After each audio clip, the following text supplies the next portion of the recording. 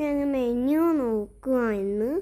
ഞാനും അമ്മയും പൊറോട്ടയും ചിക്കൻ ഫ്രൈ ഓർഡർ ചെയ്തു. അവർ വേറെ എന്തൊക്കെയോ ഓർഡർ ചെയ്ത്. അത് കഴിഞ്ഞിട്ട് നമ്മൾ കുറച്ച് നേരം അവിടെ ഇരുന്നു. പിന്നെ നമ്മൾ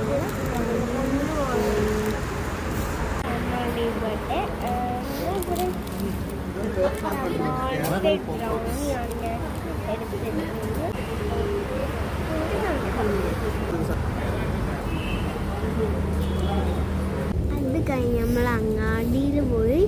എന്നിട്ട് നമ്മൾ ഇച്ചിരി ഫ്രൂട്ട്സും എനിക്ക് വാങ്ങിച്ചിട്ട് വീട്ടിൽ പോകും.